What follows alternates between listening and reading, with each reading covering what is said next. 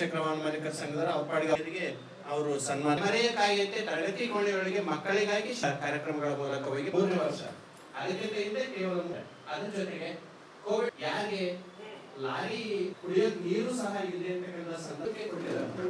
ನಿಜವಾಗ್ಲೂ ಪಡೆದುಕೊಂಡಿದ್ದಾರೆ. ನಿಜವಾಗ್ಲೂ ಅಂತ ಪ್ರಶ್ನೆ ಮಾಡ್ತಾರೆ. ಒಬ್ಬರ ವಿಷಯ ಅಲ್ಲ, ಸಾಮಾನ್ಯವಾಗಿ ನಮ್ಮ ಅಡಿಗೆವರೆಗೂ ಸಹಿತ ಏರ್ಫ್ರೈಯರ್ಗಳನ್ನು ಉಚಿತವಾಗಿ ತುಂಬಾ ಇದಾವೆ. ಅದರಲ್ಲೂ ಮುಖ್ಯವಾಗಿ ಪ್ರಾಥಮಿಕ ಹೆಸರು ಪಡೆದಿರ್ತಕ್ಕಂತಹದ್ದು ನಮ್ಮ ಪಳನಿಸ್ವಾಮಿ ಅವರು, ಅವರಿಗೆ ಹೃತ್ಪೂರ್ವಕವಾಗಿರ್ತಕ್ಕಂತಹ ಧನ್ಯವಾದಗಳು. ಹಾಗೂ ಇದರ ಬಗ್ಗೆ ತಿಳಿಸ್ಕೊಟ್ಟಿರ್ತಕ್ಕಂತಹ ಮಾಹಿತಿಯನ್ನು ನೀಡಿರ್ತಕ್ಕಂತಹ ಕರಿಬಸಪ್ಪ ಸರ್ ಅವರಿಗೂ ಸಹ ಹೃತ್ಪೂರ್ವಕವಾಗಿರ್ತಕ್ಕಂತಹ ಧನ್ಯವಾದಗಳನ್ನ ಹೇಳಿ ಈಗ ಈ ಒಂದು ಕಾರ್ಯಕ್ರಮದ ಉದ್ಘಾಟನೆಯನ್ನ ಮಾಡೋಣ.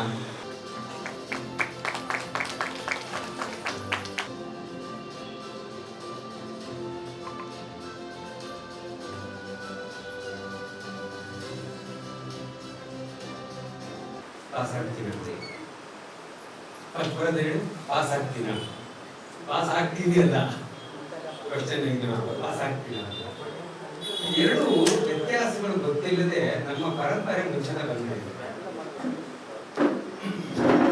ಜೀವನದಲ್ಲಿ ನಾವು ಕಂಡುಕೊಂಡಂತಹ ಮೊಟ್ಟ ಮೊದಲನೇದೇನೆಂದರೆ ಸ್ಪರ್ಧಾತ್ಮಕವಾಗಿಯೇ ನಾವು ಬರುವಂಥದ್ದು. ಸ್ಪರ್ಧಾತ್ಮಕವಾಗಿ ಬರ್ತೀವಿ ಅಂದ್ರೆ ಏನೋ ಕಲಿಬೇಕು ಅಂತ, ಅದು ಚಾಲೆಂಜಸ್ ದಾಟಬೇಕು ಅಂತ ಬರ್ತೀವಿ. ಈ ಸ್ಕೂಲಿಗೆ ಬಂದ ತಕ್ಷಣ ಅದೆಲ್ಲ ಎಲ್ಲೋ ಬರುತ್ತೆ ಗೊತ್ತಿಲ್ಲ. ಮಾರ್ಕ್ಸ್ ವಾಲ ಬರುತ್ತೆ, ಮಾರ್ಕ್ಸ್ ಮಾರ್ಕ್ಸ್ ಮಾರ್ಕ್ಸ್ ಮಾರ್ಕ್ಸ್. ಅದು ಎಷ್ಟು ತಂದ್ಬಿಟ್ರೆ ನಾವೇನಾದ್ರೂ ಮಾಡೋದಕ್ಕೆ ಅನಿಸ್ತಾ ಇದೆ, ನಾನೇನಾದ್ರೂ ಮಾರ್ಕ್ ಮಾಡಬೇಕು ಅನಿಸ್ತಾ ಇದೆ. ಲೈಫ್ನಲ್ಲಿ ಒಂದು ಮಾರ್ಕ್ ಮಾಡ್ಬೇಕು ನಾವು. ಅದಕ್ಕೆ ನೋಡಿ, ಎರಡು ನಂಬರ್ಸ್ ಹೌದಾ, ಎಜುಕೇಶನಲ್ಲಿ ಮಾರ್ಕ್ಸ್ ಕಾರ್ಡ್ ಇರೋದು ನಂಬರ್ಸ್, ಪರ್ಸೆಂಟೇಜ್. ಸ್ಪೋರ್ಟ್ಸ್ ಅಲ್ಲಿ ಇರೋದೇನೆ ಪಾಯಿಂಟ್ಸ್, ಅದೇನು ನಂಬರ್ಸ್. ಬಟ್ ವ್ಯತ್ಯಾಸ ತಗೊಳ್ಳೋಣ. ಎಜುಕೇಶನ್ಗೆ ಬಂದಾಗ ನಮ್ಗೆ ಏನಾಗುತ್ತೆ ಗೊತ್ತಾ, ಫೇಲ್ ಅಂದ ತಕ್ಷಣ ಇಂಟರ್ಗೇಟ್ ಆಗ್ಬಿಡ್ತೀವಿ. ನಾನು ಫೇಲ್ ಆಗ್ಬಿಟ್ಟೆ, ಜನ ಏನಂತಾರೋ ಏನಪ್ಪ ಹೆಂಗಪ್ಪ ಫೇಸ್ ಮಾಡೋದು ಅಂತ ಬರುತ್ತೆ. ಅದೇ ನೀವು ಸ್ಪರ್ಧೆ ಸೋತ್ರೆ ನಿಮ್ಗೆ ಏನ್ ಅನ್ಸಲ್ಲ, ಏನಂತ ಹೇಳಿ ನೆಕ್ಸ್ಟ್ ಚಾನ್ಸ್ ನಾನು ಬರ್ತೀನಿ ಆಚೆಗೆ. ಏನಿದೆ ಅದದ್ದು ಎರಡೇ ವಿಚಾರ. ವಿದ್ಯೆಯನ್ನ ಅಭ್ಯಾಸ ಮಾಡಬೇಕು ಅಂತ ನಮಗೆ ಪದಚ್ಛೇದ ಮಾಡಬೇಕಿಲ್ಲ. ವಿದ್ಯಾಭ್ಯಾಸ ಒಂದೇ ಪದ ಆಗಿದೆ.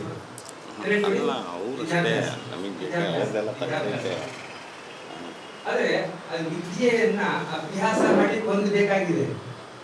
ಅದು ಕೌಶಲ್ಯ. ಯಾವ ರೀತಿ ಅಭ್ಯಾಸ ಮಾಡ್ತೀವಿ ಅನ್ನೋದು ಕೌಶಲ್ಯ. ಸೊ ಈ ಕೌಶಲ್ಯಕ್ಕೆ ನಾವೀಗ ಗಿಡಕ್ಕೆ ನೀರು ಹಾಕಬೇಕಲ್ಲ, ಅದು ಮಕ್ಕಳು ಆಗ್ತಿಲ್ಲ ಅನ್ನೋದು ನನ್ನ ಮಾತು.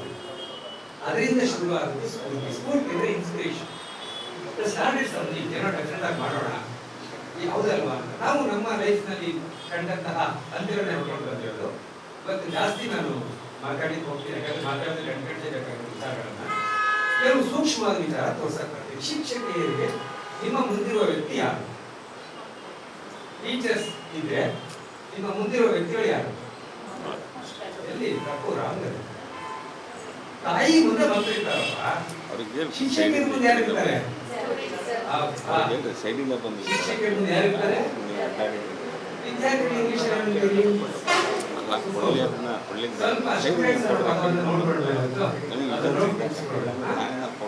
ಸ್ಟೂಡೆಂಟ್ ಅಂದ್ರೆ ಸ್ಪೆಲ್ಲಿಂಗ್ಸ್ ಇದೆಲ್ಲ, S T U D E N T.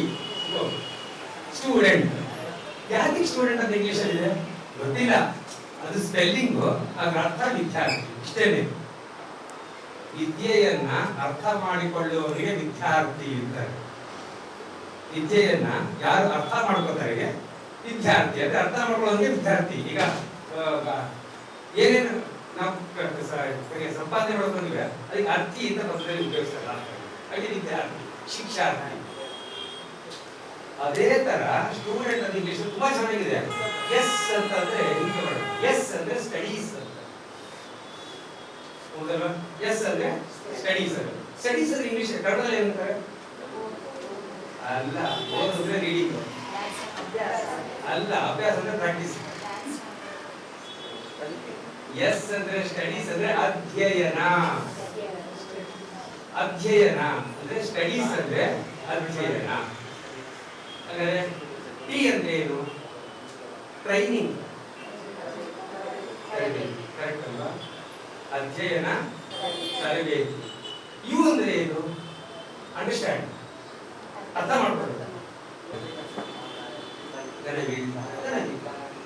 ಯಾರೇ ಬೈದಾಗ ಅವ್ರು ಯಾಕೆ ಬೈತಾರೆ? ಅವ್ರು ತಪ್ಪು ಮಾಡಿದೀವಿ ಅಂತ, ಸರಿ ಮಾಡಿ ಅಂತ ಬೈತಾರೆ. ಸರಿ ಮಾಡಿ ಬಂದ ತಕ್ಷಣ ನಾವು ತಕ್ಷಣ ಕೂಲ್ ಆಗ್ಬಿಟ್ಟು ಆಗತ್ತೆ. ಇನ್ನೊಂದು ಕವಿ ಯಾಕೆ ಬೈತಾರೆ ಅಂತ ಎಷ್ಟೋ ಜನ ರಹಸ್ಯ ಗೊತ್ತಿಲ್ಲ. ಯಾಕೆ ನಿಮ್ಮನ್ನೇ ಕರೆದು ಬೈತಾರೆ ಅಂದ್ರೆ ನೀವು ತಿಂದ್ಕೋತೀರಾ ಮಾಡ್ತೀರಾ ಅಂತ ಬೈತಾರೆ.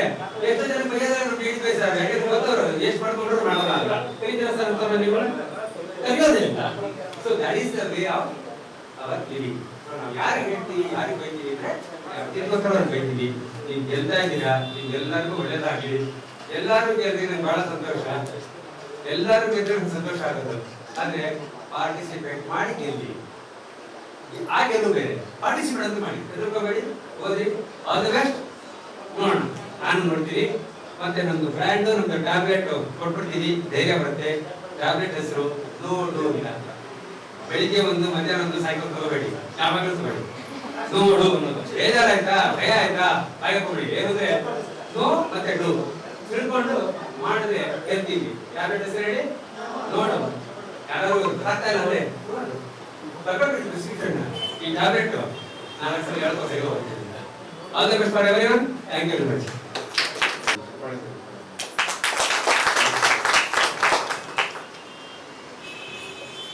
ನೀನು ಸೌಮ್ಯವಾಗಿರ್ತೀಯ. ಯಾಕೆ ಬೇರೆ ಲೀಡರ್ ಆಫ್ ದಿ ಕಮ್ಯುನಿಟಿ ಸಂಘದಲ್ಲಿ ಸಣ್ಣ ಅವ್ರಿಗೆ ಕ್ಷಮಾಗುಣ. ಯಾರು ತಪ್ಪು ಮಾಡಿದ್ರೆ ಇರ್ಬೋದು, ಅವ್ರು ಕ್ಷಮಿಸ್ಬೋದು. ನೀನು ಇಡೀ ನಿನ್ನ ಕಾರ್ಯಕ್ರಮ ಮುಗಿಯೋ ತನಕ ನೀನು ಪ್ರಶಾಂತವಾಗಿರ್ತೀಯ. ಇಲ್ಲಾಂದ್ರೆ ಅಸಿಟ್ಟು ತಂದೆ ನನಗೆ ಲೇಟಾಗಿ ಬಂದರು, ಜಡ್ಜ್ ಅವರಿಗೆ ಕರೆದಿದ್ದಾರೆ, ಅಲ್ಲಿ ನನ್ನನ್ನು ಗುರುತಿಸಲಿಲ್ಲ, ತರಿಸ್ಬೇಕಾಗಿತ್ತು. ಆಮೇಲೆ ಲೋಕೇಶ್ ನಾನು ನಮ್ಮ ಹೊನ್ನಾಳಿನಲ್ಲಿದ್ದಾರೆ,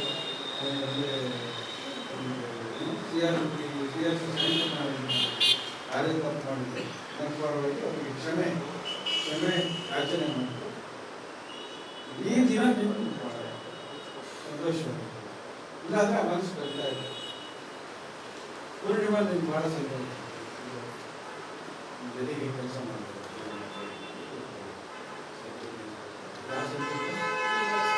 ನಾನು ಕಾಲದಲ್ಲಿ ಮ್ಯಾಥಮೆಟಿಕ್ಸ್ ಪಿ.ಡಿ. ಕ್ಲಾಸ್ ಓಪನ್ ಮಾಡಿದ್ರೆ ನಾವು ಇಬ್ಬರೇ ರಿಪೋರ್ಟ್ ಮಾಡ್ಕೊಂಡು ಪೂಜೆ ಮಾಡಿದ್ರೆ ನಾವು ಒಂದು 20 ದಿನ ಯಾರು ಒಬ್ಬ ಕ್ಲರ್ಕ್ ಇಲ್ಲ, ಒಬ್ಬ ಜವಾನ್ ಇಲ್ಲ. ನಾನೇ ಜವಾನ್, ಪಿ.ಡಿ. ಸೆಲೆಕ್ಷನ್ ಕ್ಲರ್ಕ್ 20 ದಿನ ಮಾಡಿ ರಿಪೋರ್ಟ್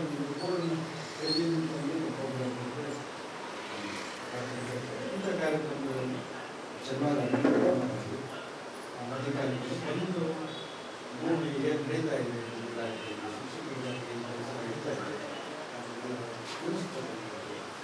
ತಿಳುವಳಿಕೆ ಭಾಳ ಇದೆ. ಅದನ್ನು ಬಂದದ್ದು ತಿಳುವಳಿಕೆ ಪರಿಧಿ ಹೆಚ್ಚಾಯಿತು. ರೇಡಿಯಸ್ ಇರ್ತೇವೆ, ಸರ್ಕಲ್ನಾಗ ಒಂದು ಪರಿಧಿ ಏನಾಗುತ್ತೆ, ಸ್ವಲ್ಪ ಪರಿಧಿ ದೊಡ್ಡದಾಗುತ್ತೆ. ತಿಳುವಳಿಕೆ ವಿಸ್ತೀರ್ಣ ರೇಡಿಯಸ್. ನಾನು ಭೂಮಿಯ ಮೇಲೆ ಗಿಡ, ಮರ, ನದಿ, ಕೆರೆ, ಪ್ರಾಣಿ, ಪಕ್ಷಿ ಮತ್ತು ಜನರನ್ನು ನೋಡುತ್ತೇನೆ. ನನಗೆ ಈ ಭೂಮಿಯ ಮೇಲೆ ವೈವಿಧ್ಯಮಯವಾದ ಬದುಕಿದೆ. ನಾನು ಈ ಭೂಮಿಯನ್ನು ಜೀವಿಸಬೇಕು. ಈ ಭೂಮಿಯಲ್ಲಿ ನನಗೆ ಇಷ್ಟವಾಗುವಂತೆ ಜೀವಿಸಬೇಕು. ನಾನು ನನ್ನ ಇಷ್ಟದ ಪ್ರಕಾರ ಬದುಕಬೇಕು. ನಾನು ಇಷ್ಟದ ಪ್ರಕಾರ ಬದುಕಲು ಕಲಿಯಬೇಕು. ನಾನು ಕಲಿತುಕೊಳ್ಳುವ ರೀತಿಯನ್ನು ನನ್ನ ಪೋಷಕರಿಂದ ತಿಳಿಯಬೇಕು. ನಾನು ಊಟ ಮತ್ತು ಉಪಹಾರಗಳನ್ನು ಕಲಿತಿದ್ದೇನೆ. ನನ್ನ ತಾಯಿಗೆ ತೋರಿಸಿದ್ದಾರೆ. ನಾನು ನಡೆಯಲು ಆರಂಭಿಸಿದಾಗ ನನ್ನ ತಂದೆ ಕೈ ಹಿಡಿದು ನಡೆಸಿದ್ದಾರೆ. ನಾನು ಆಡುವಾಗ ಬಿದ್ದು ಗಾಯವಾದಾಗ ಎತ್ತಿಕೊಂಡು ವೈದ್ಯರ ಬಳಿ ಓಡಿದ್ದಾರೆ. ನನ್ನ ತಂದೆ ನನ್ನನ್ನು ಸೈಕಲ್ ಮೇಲೆ ಕೂರಿಸಿಕೊಂಡು ಹೋಗಿ ಧೈರ್ಯ ತುಂಬಿದ್ದಾರೆ.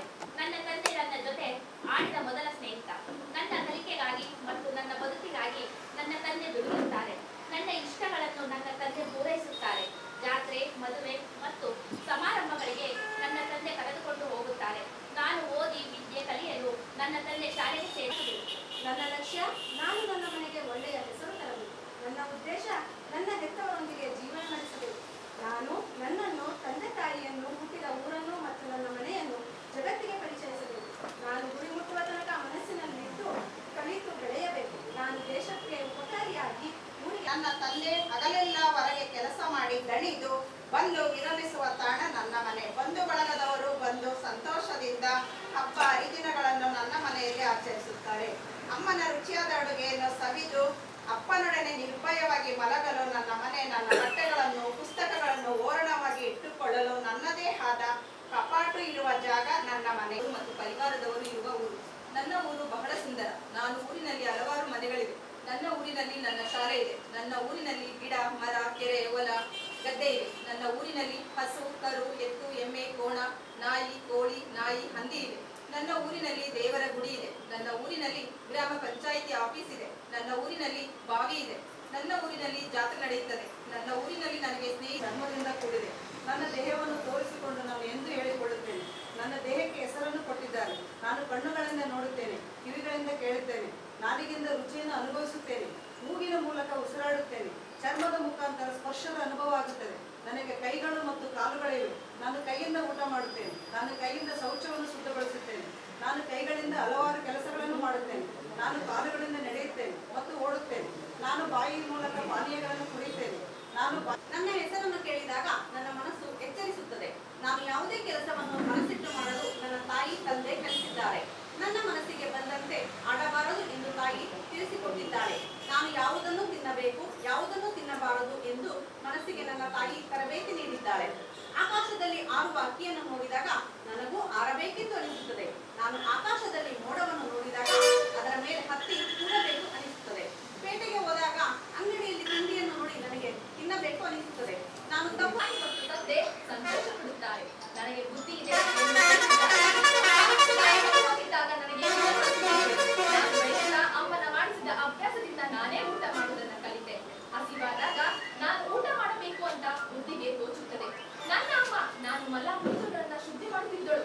ನಾನು ಬೆಳೆಯುತ್ತಾ ನಾನೇ ಶುದ್ಧಿ ಮಾಡುವುದನ್ನ ಕಲಿತೆ. ನನಗೆ ಮಲ ಮೂತ್ರಗಳ ಬಾಧೆಯಾದರೆ ನಾನೇ ಹೋಗಿ ಬರುತ್ತಿದ್ದೆ. ನಾನು ಮಗುವಾಗಿದ್ದಾಗ ಬಟ್ಟೆಯನ್ನು ಅಮ್ಮ ಹಾಕುತ್ತಿದ್ದಳು. ನನಗೆ ಬುದ್ಧಿ ತಿಳಿದಾಗಿದ್ದರಿಂದ ನಾನೇ ಬಟ್ಟೆಯನ್ನು ಹಾಕಿಕೊಳ್ಳುತ್ತೇನೆ. ನನಗೆ ಒಗರು ಬುದ್ಧಿಗೆ ತಿಳಿತು. ನಾನು ಖಾರ ತಿಂದು ಅಳುವಾಗ ಅಮ್ಮ ಸಿಹಿ ಕೊಟ್ಟು ಸರಿ ಮಾಡುತ್ತಿದ್ದಳು. ನನಗೆ ಖಾರ ಹೆಚ್ಚಾದರೆ ಸಿಹಿ ತಿನ್ನಬೇಕು ಎಂಬುದು ತಿಳಿಯಿತು. ಬುದ್ಧಿಗೆ ಸರಿ ಯಾವುದು ತಪ್ಪು ಯಾವುದು ಎಂದು ತಿಳಿಯಲು ವಿದ್ಯೆ ಬೇಕು. ಬುದ್ಧಿಗೆ ತೋಚಿದ್ದನ್ನು ಮಾಡಿ ಅದರಿಂದ ಕಲಿತಿದ್ದಕ್ಕೆ ವಿದ್ಯೆ ಎನ್ನುತ್ತಾರೆ ಎಂದು ನನ್ನ ಅಮ್ಮ ತಿಳಿಸಿದಳು. ನನಗೆ ಬುದ್ಧಿಯನ್ನು ಉಪಯೋಗಿಸಲು ವಿದ್ಯೆ ಬೇಕು ಎಂದು ಅಪ್ಪ ಹೇಳಿದ್ದಾರೆ. ನನಗೆ ಹೊರಗೆ ಹೋಗುವಾಗ ಎಲ್ಲಿಗೆ ಹೋಗಬೇಕು ಎಂದು ತಿಳಿಯುತ್ತದೆ. ನಾನು ಬುದ್ಧಿ ಉಪಯೋಗಿಸಿ ಆಟ ಆಡಿ ಕಲಿತಿದ್ದು ನನ್ನ ಮೆದುಳಿಗೆ ನೆನಪಿನಲ್ಲಿ ಉಳಿಯುತ್ತದೆ. ಇನ್ನೊಮ್ಮೆ ಅದೇ ಕೆಲಸ ಮಾಡುವಾಗ ನೆನಪಿಸಿಕೊಂಡು ಸರಿಯಾಗಿ ಮಾಡುತ್ತೇನೆ. ನನ್ನ ಸ್ನೇಹಿತರು, ನನ್ನ ಬಳಗದವರು ಮತ್ತು ಪರಿವಾರದವರು ಇರುವ ಊರು. ನನ್ನ ಊರು ಬಹಳ ಸುಂದರ. ನನ್ನ ಊರಿನಲ್ಲಿ ಹಲವಾರು ಮನೆಗಳಿವೆ. ನನ್ನ ಊರಿನಲ್ಲಿ ನನ್ನ ಶಾಲೆ ಇದೆ. ನನ್ನ ಊರಿನಲ್ಲಿ ಗಿಡ, ಮರ, ಕೆರೆ, ಹೊಲ, ಗದ್ದೆ ಇವೆ. ನನ್ನ ಊರಿನ ನಾನು ಇಷ್ಟರ ಪ್ರಕಾರ ಬದುಕಲು ಕಲಿಯಬೇಕು. ನಾನು ಕಲಿತುಕೊಳ್ಳುವ ರೀತಿಯನ್ನು ನನ್ನ ಪೋಷಕರಿಂದ ತಿಳಿಯಬೇಕು.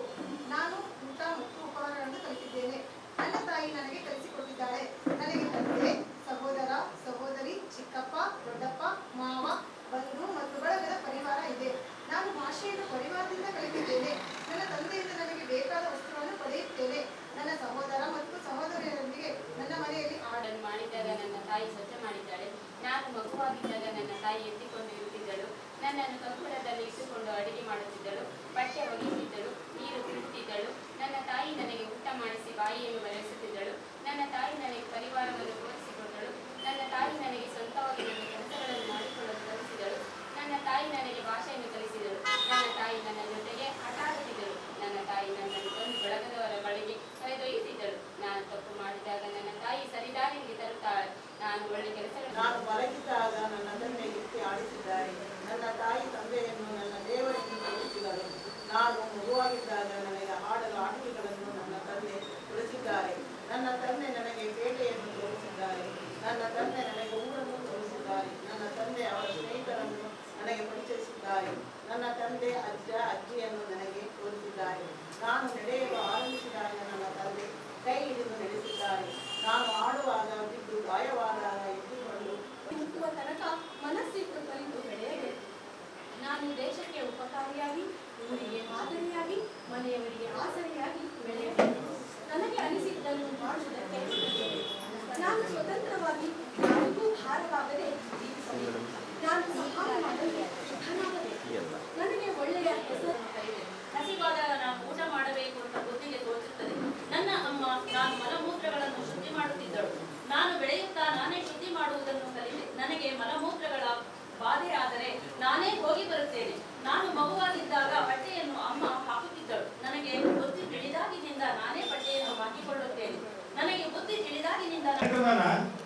ನಿಮ್ಮ ಅನಿಸಿಕೆ ಅಭಿಪ್ರಾಯ ನಾವು ಎರಡೂ ಬೇಕು. ಯಾರಾದ್ರೂ ಏನು ಹೇಳಕ್ ಸಾಧ್ಯ ಇದ್ದೀರಾ? ಚೂರು ಹೇಳಿ, ಯಾರಾದ್ರೂ ಅನಿಸಿಕೆ ಅಭಿಪ್ರಾಯ ಎರಡು ನವರಸಗಳನ್ನ ಫಸ್ಟೇ ಹೇಳಿದ್ರು ಸರ್. ಅವೆಲ್ಲವೂ ಒಳಗೊಂಡಂತೆ ಓದು ಇರುತ್ತೆ ಅನ್ನೋದೊಂದು ಮನಸ್ಸಿಗೆ ಬಂದಿತ್ತು. ಆದ್ರೆ ಕಾಂಪಿಟೇಷನ್ ಅಂತ ಬಂದಾಗ ಮಕ್ಕಳಿಗೆ ಎಷ್ಟು ಕುತೂಹಲ ಇರುತ್ತೋ ನಮಗೂ ಕೂಡ ಅಷ್ಟೇ ಕುತೂಹಲದಿಂದ ಬಂದ್ವಿ. ಸೋಲು ಗೆಲುವು ಮುಖ್ಯ ಅಲ್ಲ. ಆದ್ರೆ ನಾವು ಅಂದ್ರೆ ಸಾಕಷ್ಟು ಜನ ಮಹಿಳಾ ಶಿಕ್ಷಕಿಯರು ದಾವಣಗೆರೆಯಲ್ಲಿ ಇದ್ದೀವಿ. ಆದ್ರೆ ಪಾಲ್ಗೊಂಡಿರೋರು ಇಷ್ಟು ಜನದಲ್ಲಿ ನಾನು ಕೂಡ ಒಬ್ಳು ಅನ್ನೋದೊಂದು ಸಂತೋಷದ ವಿಷಯ. ಕೆಲಸ ಸಹಜ, ಅದು ಮನಸ್ಸಿನಿಂದ ಬರ್ಬೇಕು. ನಾನು ಪಾಲ್ಗೊಳ್ಬೇಕು. ಸೋಲು ಗೆಲುವು ಇದೆ. ಓದ್ಬೋದು ಅನ್ಕೊಂಡ್ವಿ. ನವರಸಗಳು ನಾವು ಉಸುರು ತಗೊಳ್ಳೋದು, ಕಡಿಮೆ ಮಾಡೋದು, ಅಕ್ಷರಗಳನ್ನ ಸ್ಪಷ್ಟವಾಗಿ ಹೇಳೋದು ಅಥವಾ ಸಮಯ ಪಾಲನೆ, ಇವೆಲ್ಲವೂ ನಾವು ಕಲಿತು ಶಿಕ್ಷಕರಾಗಿದ್ದೀವಿ. ನಾವು ಮಕ್ಕಳು ಕೂಡ ಏನ್ ಮಾಡ್ತೀವಿ, ಓದುವಾಗ ನೀನು ಓದಕ್ ಬರಲ್ಲ, ಫಾಸ್ಟಾಗಿ ಓದಲ್ಲ, ನೀನು ನಿಧಾನ ಓದ್ತೀಯ ಅಂತ ಹೇಳಿ ನಾವು ಇಲ್ಲಿ ಭಾಗವಹಿಸಿದಾಗ ಗೊತ್ತಾದ್ರು ನಾವು ಕೂಡ ಮಕ್ಕಳ ತರನೇ ಭಯ ಪಡ್ಕೊಂತೀವಿ. ನಮಗೆ ಅವ್ರು ನೋಡಿದ ತಕ್ಷಣ ಭಯ ಆಗುತ್ತೆ. ಓದಕ್ ಬರುತ್ತೆ, ಬರಲ್ಲ ಅಂದ್ರೆ ಮಕ್ಕಳು ಕೂಡ ಅಷ್ಟೇ ಓದಕ್ ಬರುತ್ತೆ ಅವ್ರಿಗೆ. ಆ ಸಂದರ್ಭದಲ್ಲಿ ಆ ಸ್ಥಾನದಲ್ಲಿ ನಿಂತು ಓದ್ಲಿಕ್ಕೆ ಬರಲ್ಲ ಅಂತ ನಾನ್ ತಿಳ್ಕೊಂಡೆ. ಈ ಸಮಾರಂಭದಲ್ಲಿ ಮಕ್ಕಳು ಕೂಡ ಜಾಣ ಇರ್ತಾರೆ. ಭಯದಿಂದ ಆಗಿರ್ಬೋದು, ಅಲ್ಲಿ ವಾತಾವರಣದಿಂದ ಆಗಿರ್ಬೋದು, ಮಕ್ಕಳು ಕೂಡ ಕಲಿಕೆಯಲ್ಲಿ ಓದಕ್ ಬರಲ್ಲ ಅಂತ ನಾವು ಕೂಡ ಅನ್ಕೊಂಡಿದ್ವಿ. ಇಲ್ಲಿ ಕೆಲವು ನಾವು ಎಷ್ಟೇ ಕಲ್ತಿದ್ರು ಕಲಿಬೇಕಾದ್ರೆ ಇನ್ನೂ ಮುಂದೆ ಇದೆ. ನಾವೇನು ಕಲ್ತಿಲ್ಲ, ನಾವು ಇನ್ನೂ ಏನು ಕಲ್ತಿಲ್ಲ, ಕಲಿಬೇಕಾದ್ರೆ ಮುಂದಿದೆ. ಆದ್ರೆ ನಾವು ಏನಿಂದ ಕಲ್ಸಿರ್ತೀವಲ್ಲ ಅದು ಏನಾಗಿದೆ ಅಂತ ಒಂದ್ಸರಿ ತಿರುಗಿ ನೋಡ್ರಿ ಅಂತ ಇದನ್ನ ಕಾನ್ಸೆಪ್ಟ್ ಇದ್ದೀವಿ. ಗೊತ್ತಾಯ್ತಾ? ಇದರಲ್ಲಿ ನಿಮ್ಗೆ ಏನಾದ್ರು ಬೇಜಾರಾಗಿರೋ ಸಾರಿ ಏನಪ್ಪ, ನಾವೇ ಟೀಚರ್ಸ್, ನಮ್ಗೆ ಕಾಂಪಿಟೇಷನ್. ಸೂರ್ಯಗೆ ಟಾರ್ಚ್ ಅನ್ನಂಗೆ ಇದು ಸೂರ್ಯನ ಟಾರ್ಚ್ ಅಲ್ಲ. ಅದು ಸೂರ್ಯನ ಬೆಳಕು ಎಲ್ಲೆಲ್ಲಿದೆ, ಎಲ್ಲೆಲ್ಲಿ ನೀರಿರೋ ಕತ್ತಿದೆ ಅನ್ನೋದಕ್ಕೆ ಆ ಕತ್ತಿನ ಹೊರಗಡೆ ಅಂತ ಹೇಳಿ ನಮ್ಮ ಮೊನ್ನೆ ಒಂದು ಕೈದಾಳಲ್ಲಿ ಒಂದು ಕಾರ್ಯಕ್ರಮ ಮಾಡಿದೆ. ನಮ್ಮ ಸರ್ ಒಂದು ಹೇಳಿದ್ರು, ಮಕ್ಕಳಿಗೆ ಇದನ್ನ ತಲುಪಬೇಕಲ್ಲ ಹೇಗೆ ಅಂತ ಕೇಳಿದ್ರು. ಸರ್ ಆಯ್ತು, ನನ್ನೊಂದು ಸಣ್ಣ ನನ್ನೊಂದು ಯೋಚನೆದಾಗ ಒಂದು ದಾರಿ ಕೊಟ್ಟರು, ನೀವು ಮಾಡ್ತೀರಾ ಇನ್ನೂ ನಾನು ಮಾಡಿಲ್ಲ, ಮಾಡ್ತೀರಾ ಅಂತ. ನಾನು ಇನ್ನೂ ಏನು ಮಾಡಿಲ್ಲ, ಮಾಡ್ತೀರಾ ಅಂತ ಏನು ಮಾಡಬೇಕು? ಒಂದ್ಸರಿ ಓದಕ್ಕೆ ಗೊತ್ತಾಯ್ತು, ಎರಡನೇ ಸರಿ ಹೋದ ಲೋಕಿಕೆರೆಗೆ ಹೋದಾಗ ನನಗೆ ಅದೊಂದು ಕಾನ್ಸೆಪ್ಟ್ ಗೊತ್ತಾಯ್ತು. ಏನ್ ಗೊತ್ತಾಯ್ತು ಅಂದ್ರೆ, ಇಲ್ಲಿದ್ದ ಮಕ್ಕಳು 130 ಜನ ಇದ್ರು, ಅಲ್ಲಿ ಹೋದಾಗ 350 ಜನ ಮಕ್ಕಳಿದ್ರು. ಆನಂತರ ನಮ್ಮ ಕರಿಬಸಪ್ಪ ಸರ್ ಕೇಳಿದೆ, ಅವ್ರದ್ದು 7 ಶಾಲೆನೆಲ್ಲ ಮಾತಾಡಿ ಎಲ್ಲ ಕೂತ್ಕೊಂಡು ಹೋಗಿ ಚರ್ಚೆ ಮಾಡಿ, ಕಲ್ಲಳ್ಳಿ ಅಂತ ಇನ್ನೊಂದು ಯಾವುದೋ 3 ಶಾಲೆಗಳ ಕರ್ಕೊಂಡು ಹೋಗಿ ಮಾತಾಡ್ಸ್ಕೊಂಡು ಕಾರ್ಯಕ್ರಮ ಮತ್ತೆ ನೆಕ್ಸ್ಟ್ ಟೈಮ್ ಮಾಡೋದು. ನಮ್ಮ ವೀರಸ್ ಒಂದು ಸಜೆಷನ್ ಕೊಟ್ಟು, ನಿಮಗೆ ಕೊಟ್ಟಂತ ಸಬ್ಜೆಕ್ಟ್ಗಳೇ ಮಕ್ಕಳಿಗೆ ಯಾಕೆ ಕೊಡಬಾರ್ದು ಅಂತ ಈಗ ನನ್ನ ತಲೆ ಬಂತು. ಈಗ ಅಲ್ಲಿ ಒಂದು ಬುಕ್ ಇದೆ, ಆ ನಿಮಗೆ ಏನ್ ಕೊಟ್ಟಿದ್ವೋ ನಿಮ್ಮ ಶಾಲೆಯಲ್ಲಿ ನಾನು ಬರಬೇಕು, ನಿಮ್ಮ ಶಾಲೆಯಲ್ಲಿ ಬಂದು ನಿಮಗೆ ಕೊಟ್ಟಂತ ಸಬ್ಜೆಕ್ಟ್ ಅಂದ್ರೆ ನಿಮಗೆ ಸ್ವಲ್ಪ ಟಫ್ ಇದೆ, ಅದು ಸ್ವಲ್ಪ ಸ್ಮೂತ್ ಆಗಿರುತ್ತೆ, ಅಷ್ಟು ಟ್ರ್ಯಾಕ್ ಇಲ್ಲ, ಅದನ್ನ ನಾನು ಕೊಡಬೇಕು ಅಂತ ನಮ್ಮ ವೀರಸ್ ಸರ್ ಹೇಳಿದ್ರು. ಸರಿ ಆಯ್ತು ಸರ್, ನೀವು ಎಷ್ಟು ಜನ ಸೇರಿಸಿ ನಾನು ಆ ಕಾರ್ಯಕ್ರಮ ಕೊಡ್ತಿದ್ದೆ. ಇದ್ರ ಉದ್ದೇಶ ಏನಂದ್ರೆ, ನಮ್ಮ ದಾವಣಗೆರೆಯಲ್ಲಿ ಇಂಥ ಮಕ್ಕಳು ಇಂಥ ಕನ್ನಡ ಶಾಲೆಯಿಂದ ಓದಿ ನಂಬರ್ 1 ಆಗಿದ್ದಾರೆ ಅನ್ನೋದು ಆಸಕ್ತಿ ಅಷ್ಟೇ, ಒಂದು ಬೇರೆ ಏನಿಲ್ಲ. ನಾನು ಒಂದ್ಸರಿ ಸನ್ಮಾನ ಮಾಡ್ಬೇಕಾದ್ರೆ, ನಾನು ಟೀಚರ್ಸ್ ಸನ್ಮಾನ ಮಾಡ್ಬೇಕಾದ್ರೆ ಏನು ಅಂದ್ರೆ, ನಾನು ಓದಿರೋದು ಬಹಳ ಇಲ್ಲ, ಬರೀ 8ನೇ ಕ್ಲಾಸ್ ಅಷ್ಟೇ. 8ನೇ ಕ್ಲಾಸ್ ಅದು ಬಿಟ್ಟಿರೋದು ಫೀಸ್ ಕಟ್ಟಕ್ಕಾಗಿಲ್ಲ ಅಂತ. ಫೀಸ್ ಕಟ್ಟಕ್ಕಾಗಿಲ್ಲ ನಾವು ಒಂದು ಕಾರಣ ಇಟ್ಕೊಂಡು ನಾನು ಟೀಚರ್ಸ್, ನಮ್ಮ ಒಬ್ಬರು ಟೀಚರ್ಸ್ ಇದ್ರು, ಸೌಭಾಗ್ಯ ಮೇಡಮ್ ಅಂತ, ಇನ್ನೂ ನೆನಪಿದೆ, ಮಗ ನೆನಪಿದೆ. ಮತ್ತೆ ಇನ್ನೂ 2 ಟೀಚರ್ಸ್, ಸಾವಿತ್ರಮ್ಮ ಮೇಡಮ್ ಅಂತ, ಆಮೇಲೆ ಇನ್ನೊಬ್ರು ವಿಜಯಲಕ್ಷ್ಮಿ ಮೇಡಮ್ ಅಂತ, ಇವೆಲ್ಲ ಏನ್ ಮಾಡಿದ್ರು, ಜಗದಮ್ಮ ಮೇಡಮ್ ಅಂತ ಮತ್ತೊಬ್ರು, ಇವ್ರು ನೀವು ಫೀಸ್ ಕಟ್ಟಿಲ್ವಾ, ನೀವು ಓದು ಅಂತ. ನಾನು ಫೀಸ್ ಕಟ್ಟಿಲ್ವಾ ಓದು ಅಂದಾಗ ನನಗೆ ಅನಿಸ್ತು, ಫೀಸ್ ಎಷ್ಟು ಕಟ್ತೀರಾ, ಇದೊಂದು ವರ್ಷ ಕಟ್ಬೋದಾ, ಆಮೇಲೆ ಈ ಸ್ಕೂಲ್ ನಾನು ಮುಂದೆ ಸ್ಕೂಲ್ ಹೋಗಲೇಬೇಕು, ಅವಾಗ ಯಾರು ಕಟ್ತಾರೆ ಅಂತ ಯೋಚನೆ ಮಾಡಿದೆ. ನಾನು 4ನೇ ಕ್ಲಾಸಿಂದ ದುಡಿತಾ ಬಂದೆ. 4ನೇ ಕ್ಲಾಸಿಂದ ದುಡಿತಾ ವ್ಯಾಪಾರ ಮಾಡಬೇಕಂತ, ನಾನು ನಮ್ಮ ಮನೆಯೂ ಕಾಪಾಡ್ತಾ, ನಮ್ಮ ತಾಯಿ ನಮ್ಮ ಅಕ್ಕನೂ ಕಾಪಾಡ್ಕೊಂತ ಓದ್ತಾನು ಬಂದೆ.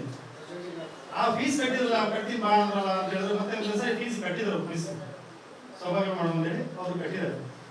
ನನಗೆ ಅವ್ರು ನೋಡಿ ಅವ್ರು ನೆನಪು ಬಂತು, ಅವ್ರಿಗೋಸ್ಕರ ನಾನು ಏನೋ ಮಾಡ್ಬೇಕು ಅಂದಾಗಲೇ ನನ್ನ ಟೀಚರ್ಸ್ ಸನ್ಮಾನ ಇಟ್ಕೊಂಡು ಗುರುವಂದನಾ ಕಾರ್ಯಕ್ರಮ ಅಂತ. ನಾನು ಗುರುವಂದನಾ ಕಾರ್ಯಕ್ರಮ ಮಾಡುವಾಗ ಅವಾಗ ಒಂದು ಒಳ್ಳೆ ರಿಸಲ್ಟ್ ಬಂತು. ಯಾಕಿದು ಪ್ರತಿ ವರ್ಷ ಮಾಡ್ಬೋದು, ಪ್ರತಿ ವರ್ಷ ಮಾಡೋದ್ರಿಂದ ಏನು ನಷ್ಟ ಇದೆ ಅಂತ ಯೋಚನೆ ಮಾಡಿದಾಗ ಹೆಚ್ಚಿಗೆ ನಮ್ಮ 3,000 ರೂಪಾಯಿ ಹೆಚ್ಚು ಜನ ಟೀಚರ್ ಸನ್ಮಾನ ಮಾಡಿದ್ವಿ. ಈಗ ನನಗೆ ಒಂದು ಖುಷಿ ಅನಿಸ್ತದೆ, ಅವತ್ತೋ ಒಂದು ಸನ್ಮಾನ ಮಾಡಿದ್ವಿ, ಇವತ್ತು ಅವರನ್ನೆಲ್ಲ ಇದೇ ನನಗೆ ಬೇಕು, ಈ ವಿಷಯನೇ ಬೇಕಾಗಿಲ್ಲ. ನಾವು ಕೊಟ್ಟಿದ್ದು ಉಳಿಯಲ್ಲ, ಯಾವತ್ತೂ ಕೊಟ್ಟಿದ್ದು ಉಳಿಯಲ್ಲ. ಆದ್ರೆ ಏನಾದ್ರು ಕೆಲಸ ಮಾಡಿದ್ವಿ ಅಂದ್ರೆ ಕೊನೆ ತನಕ ಇರುತ್ತೆ. ಅದನ್ನ ನೆಕ್ಸ್ಟ್ ನಮ್ಮ ಸ್ಫೂರ್ತಿ ದಾರಿಯಿಂದ ನಾವು ಹೇಳ್ಕೊಡ್ತೀನಿ. ಇವತ್ತು ಮಕ್ಕಳಿಗೆ ನಾವೇನೋ ಒಂದು ಕೊಡ್ತಾ ಇದೀವಿ, ಅದು ಹಣ ಅಲ್ಲ, ಕಾಸಲ್ಲ, ಆಸ್ತಿ ಅಲ್ಲ, ಅಂತಸ್ತಲ್ಲ, ಯಾವ್ದು ಬಟ್ಟೆ ಬರೆಯಲ್ಲ, ಏನೂ ಅಲ್ಲ, ಅವ್ರಿಗೆ ಒಂದು ಜ್ಞಾನದಾರಿ ಕೊಡ್ತಾರೆ. ಟೀಚರ್ಸ್ ಮಕ್ಕಳು ಕರೆಯುವಂದ್ರೆ ಪಾಠ ಮಾಡ್ತಾರೆ. ನಾಳೆ ಒಪ್ಪಿಸಬೇಕಪ್ಪ ನಿಮ್ದು, ಯಾರು ಒಪ್ಪಿಸಿಲ್ಲ ಅಂದ್ರೆ ನಿಮಗೆ ಪನಿಷ್ಮೆಂಟ್ ಅಂದ್ರೆ ಅದು ಪಾಠದ ರೂಪದಲ್ಲಿ ಇರುತ್ತೆ. ಇದು ಜನರಲ್ ನಾಲೆಜ್.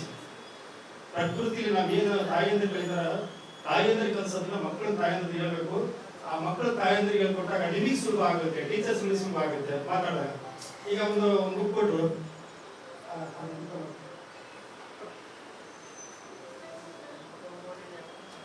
ಮಗುಗೆ ಅಂತಷ್ಟೇ ರಾತ್ರಿ 8 ಗಂಟೆ ಏನೋ ಕೊಡ್ತಾರೆ ನೋಡೋದು, ನಮ್ಮ ಶಾಲೆ ಮಕ್ಕಳು ಏನೋ ಕೊಡ್ತಾರಂತೆ, ಪೆನ್ ಕೊಡ್ತಾರಂತೆ, ಪೆನ್ಸಿಲ್ ಕೊಡ್ತಾರಂತೆ, ತಗೊಂಬರೋಣ ಮಗು ಕೊಡೋಣ. ಹೀಗೆಂದ್ರೆ ಸರ್ಕಾರಿ ಶಾಲೆ ಸರ್ ಓದ್ತಿರೋದೆಲ್ಲ ನಮ್ಮ ಬಡ ಕೂಲಿ ಕಾರ್ಮಿಕರ ಮಕ್ಕಳೇ, ಬಹಳ ಹಿಂದಿರ್ತಕ್ಕಂಥ ಆರ್ಥಿಕವಾಗಿ ಹಿಂದಿರ್ತ ಮಕ್ಕಳು. ಅಂದ್ರೆ ಏನ್ ಸಿಗುತ್ತೋ ಅದನ್ನ ನಾನು ಇವತ್ತು ಮಕ್ಕಳಿಗೆ ನಾವೆಲ್ಲ ಟೀಚರ್ಸ್ ಏನ್ ಸಿಗುತ್ತೋ ಕೊಡ್ತೇವೆ. ಇವತ್ತು ನಾನು ಯಾವ ಒಂದು ಒತ್ತಡದಲ್ಲಿ ಬಂದೆ ಅಂತ ಹೇಳಿದ್ರೆ, ನಾನು ಸ್ಕೂಲ್ ಮುಗಿಸ್ಕೊಂಡು ಮತ್ತೆ ಮನೆಗೆ ಬಂದೆ. ಮನೆಗೆ ಯಾರು ನೆಂಟರು ಬಂದ್ಬಿಟ್ಟಿದ್ರು, ಮತ್ತೆ ಅವ್ರಿಗೆಲ್ಲ ಅಡಿಗೆ ಮಾಡಿ ಊಟ ಬಡಿಸಿ, ಇವ್ ಅಣ್ಣ ಫೋನ್ ಮಾಡ್ತಿದ್ದಾರೆ, ನನ್ನ ಮೊಬೈಲ್ ಹಾಕಿ ಹಂಗಾಗದು ಏನು ಅಂತಾನೆ ಗೊತ್ತಾಗ್ತಿಲ್ಲ, ಕಳಿಸ್ಬಿಡತ್ತೆ. ಅವ್ರು ಏನ್ ಅನ್ಕೊಂಡ್ಬಿಟ್ರು, ಏನೋ ಕಳಿಸ್ವಾಮಿ ಸ್ವಲ್ಪ ಬರ್ತಿ ಅಂತ ಹೇಳಿದ್ದೆ, ನಾನು ಬರ್ಲಿಲ್ಲ, ಯಾಕೋ ಬೇಡ ಸ್ವಿಚ್ ಆಫ್ ಮಾಡ್ಕೊಂತ ಎಲ್ಲಿ ನನ್ನ ಬಗ್ಗೆ ತಪ್ಪ ತಿಳ್ಕೊಂತಾರೆ ಅಂತೇಳಿ ಮತ್ತೆ ಮೊಬೈಲ್ ಸ್ವಿಚ್ ಆಫ್ ಮಾಡಿ ಅಣ್ಣ ಹಿಂಗೆ ಆಗಿದೆ, ನಾನು ಮನೆಗೆ ಯಾರೋ ಬಂದಿದ್ದಾರೆ, ಇದು ಅರ್ಧ ಗಂಟೆ ಲೇಟ್ ಆಗುತ್ತೆ, ತಡವಾಗಿ ಬರ್ತಾ ಇದ್ದೀನಿ, ಕ್ಷಮೆ ಇದೆ ಅಂತ. ಆಯ್ತು ಮೇಡಮ್, ಲೇಟಾಗಿ ಬಂದಿದ್ದು. ಬಂದಾಗ ಅಲ್ಲಿ ಸ್ವಲ್ಪ ಏನೋ ಇದಾಯ್ತು ಕೆಳಗಡೆ, ಅದೊಂದು ಟೆನ್ಷನ್ ಆಗಿ ಮೇಲೆ ಬಂದೆ. ಆಮೇಲೆ ಇವ್ರು ಅಷ್ಟೊತ್ತಿಗೆ ಸ್ವಾಗತ ಮಾಡ್ತಾ ಇದ್ರು. ಅವಾಗ ನಾನು ಬಂದ ತಕ್ಷಣ ನಾನು ಬಂದೆ, ನನಗೊಂದು ಸ್ವಾಗತ ತೀರ್ಪುಗಾರಕ್ಕೆ ಅಂತಾರೆ, ಬನ್ನಿ ಮೇಡಮ್ ಅಂತ. ನಾನು ಬೆಳಗ್ಗಿಂದ ಎಲ್ಲರಿಗೂ ಸಹ ಮೆಸೇಜ್ ಹಾಕಿದ್ದೀನಿ. ನಮ್ದೊಂದು ಸಾವಿತ್ರಿಬಾಯಿ ಫುಲೆ ಸಂಘಟನೆ ಎಲ್ಲ ಮಹಿಳಾ ಶಿಕ್ಷಕಿಯರು ಸುಮಾರು ಜನ ಆ ಗ್ರೂಪ್ ಅಲ್ಲಿ 3 ಫೋನ್ ಮಾಡಿದ್ರೆ ಪ್ರತಿ ಇಂಡಿವಿಜುವಲ್ ಮೆಸೇಜ್ ಹಾಕಿ ಕಾಲ್ ಮಾಡ್ತಾ ಇದ್ವಿ ಎಲ್ಲರೂ. ನಮ್ಗೆ ಮನೆಯಿಂದ ನನ್ನ ಬಿಸಿ ಲೈಫಲ್ಲೂ ಸಹ ನನಗೆ ಗೊತ್ತಿರೋರಿಗೆ ನನ್ನ ಕಾಂಟ್ಯಾಕ್ಟ್ ಇರೋರಿಗೆ ಗ್ರೂಪ್ ಅಲ್ಲೂ ಹಾಕಿದೆ. ನಾನು ಇಷ್ಟೆಲ್ಲ ಕೆಲಸ ಮಾಡಿ ನಾನು ಬಂದೆ, ನಾನು ಇಷ್ಟೆಲ್ಲ ಮಾಡಿ ನನಗೊಂದು ಸ್ವಾಗತ ಇಲ್ಲ ಅಂತಂದ್ರೆ ನನಗೆ ಎಷ್ಟು ನೋವಾಗುತ್ತೆ, ನನಗೆ ಬೇಜಾರಾಯ್ತು. ನಾನು ಮಾತಾಡೋ ರೀತಿಯಲ್ಲಿ ಸ್ವಲ್ಪ ನಾನು ವಾಯ್ಸ್ ಜೋರು, ಯಾವುದೇ ಏನೇ ಒಂದು ಆದಾಗ ನಾನು ಸ್ವಲ್ಪ ಪ್ರತಿಭಟಿಸೋ ಒಂದು ಪ್ರಶ್ನಿಸೋ ಒಂದು ಇದು ಜಾಸ್ತಿ ಇರುತ್ತೆ ನನ್ನಲ್ಲಿ. ಹಾಗಾಗಿ ನನ್ನೆಲ್ಲ ಶಿಕ್ಷಕರು ಇವತ್ತು ಒಂದು ಸಾವಿತ್ರಿ ಆಯಿತು. And believe me, I believe in deeds rather and words ಅಂತ. ಕೆಲಸದಲ್ಲಿ ನಾನು ಭಾಳ I go give forward and focus only on deeds done. Work ಬಗ್ಗೆ ನಾನು ಹೆಚ್ಚು ಫೋಕಸ್ ಮಾಡ್ತೀನಿ. My speaks are not good, I know that. I just keep straight from my heart, nothing cascading, nothing fabricating, nothing will be going on here. So event-ಗೆ ಒಂದು ಏನು as a ಸುಮ್ಮನೆ attend ಆಗಿ ಹೋಗೋಂಥ ಇವೆಂಟಿಗೆ ಇನ್ವಾಲ್ವ್ ಆದೆ. I thought ಏನೋ reading competition, it was quite new to that. ಇದು ಸ್ಪೀಚ್ ಕಾಂಪಿಟೇಷನ್ ಇರುತ್ತೆ, ಇದೆಲ್ಲ ಇರುತ್ತೆ, reading. But teachers, I know ನೀವು ಟೀಚರ್ಸ್ ನಮ್ಮ ಕ್ಲಾಸ್ ನೋಡ್ತೀವಲ್ಲ, you are good in reading. But ಇಲ್ಲಿ ಪರ್ಫೆಕ್ಷನ್ ಅಂತ ಬಂದಾಗ ಎಂತೆಂಥ ಪ್ಯಾರಾಮೀಟರ್ಸ್ ಎಲ್ಲ ನಾವು ನೋಡಿದಾಗ, ಸೊ ಈಗ ನೀವು ಭಾಳ ಚೆನ್ನಾಗಿ ಪ್ರೆಸೆಂಟೇಷನ್ ಮಾಡಿದ್ರಿ, ನೋ ಡೌಟ್ ಅಬೌಟ್ ಇಟ್. ಸ್ಪೀಡಲ್ಲಿ ಏನು ಒಂದು ಇವೆಂಟಿನ ನಾವ್ಯಾರು ಕಾಲ್ ಮಾಡ್ಕೋಗಿಲ್ಲ, ಯಾರು ಹೋಗಿಲ್ಲ. ಯಾಕಂದ್ರೆ ಅವರಿಂದ ನಾವಿದ್ವಿ, ಮಾತಾಡಿದ್ರ ಹೇಳಿದ್ರ ಕೇಳಿದ್ರ ಅಂತ ನಮ್ಮ ಹುಡುಗರು ಜವಾಬ್ದಾರಿ ವಹಿಸಿದ್ವಿ. ಅವರೆಲ್ಲ ಕಾಲ್ ಮಾಡಪ್ಪ ಅಂತ ಅವ್ರು ಮಾಡಿದ್ರು. ಹಾಗಾಗಿ ಇವತ್ತು 40 ಜನ ಬರೋಂತ ನಮ್ದು ಲೆಕ್ಕಾಚಾರ ಇತ್ತು. 14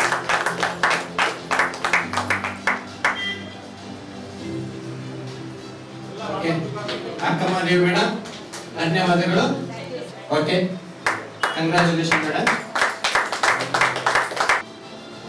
ಓಕೆ,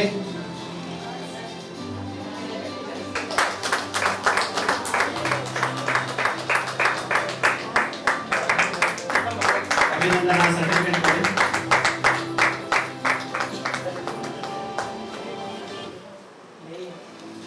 ಬೇಗ ಪ್ರಥಮ ಸ್ಥಾನದ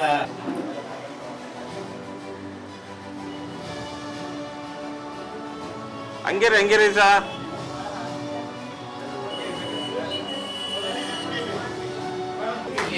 ಅವರ ಸ್ವರಭಾರದ ಏರಿಳಿತಗಳ ಆಧಾರದ ಮೇಲೆ ಅವರಿಗೆ ಪ್ರಶಸ್ತಿ ಹೋಗಿದೆ. ಮತ್ತೆ ಅವರ ವಾಯ್ಸ್, ಸ್ವರಭಾರ ಮತ್ತೆ ಅವರ ಟೈಮಿಂಗ್ಸ್.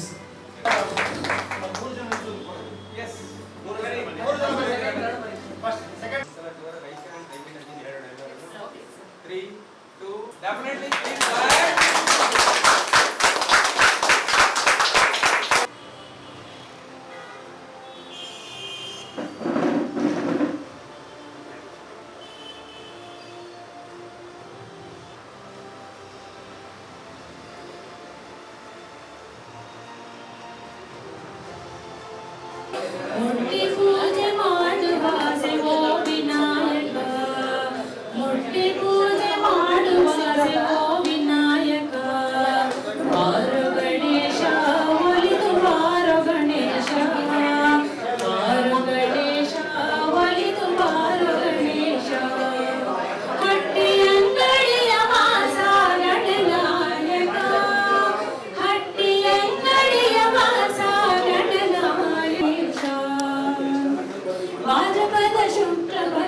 ಮನೆ